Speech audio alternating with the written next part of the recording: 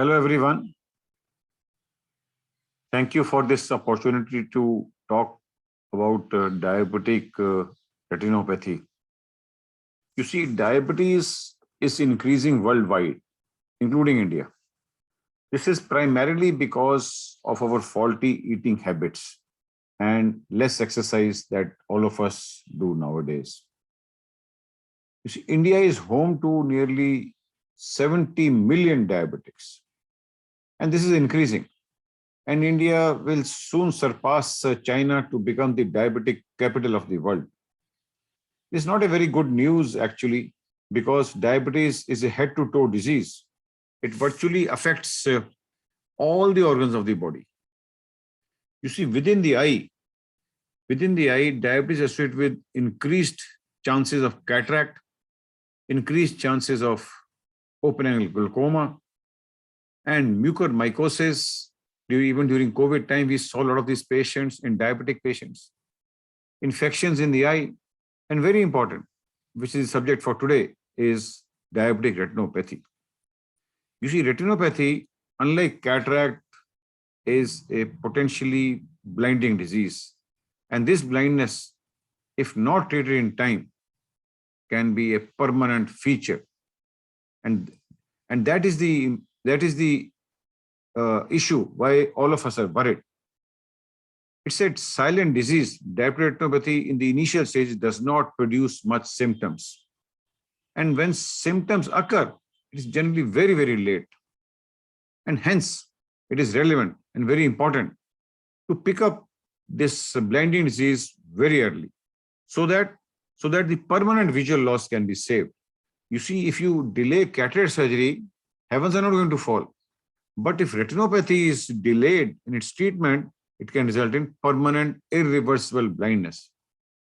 And that is the reason we all advise all our diabetic patients to get the retina checked regularly. Dilate your eye, have a picture taken of the retina, and keep a picture for record in your mobile also. And whenever doctor advises, do this test angiography and optical coherence tomography or OCT.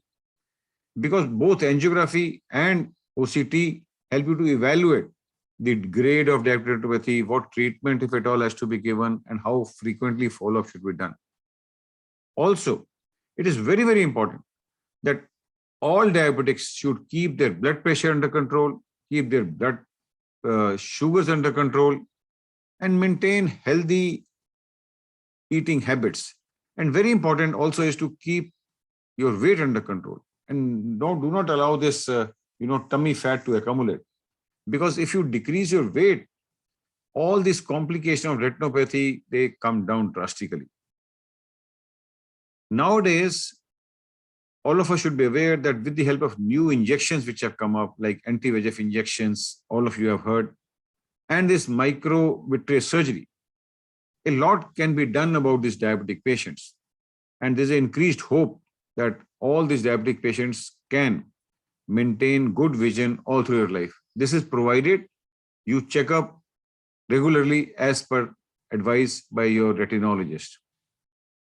So advice is that check yearly and see clearly, because at least once in a year, irrespective of your complaints, please go to an eye specialist, preferably retina doctor, and let him see the retina inside.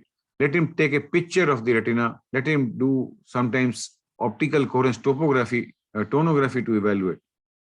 Believe me, all this, if you follow up regularly with your retinologist, blindness can be saved.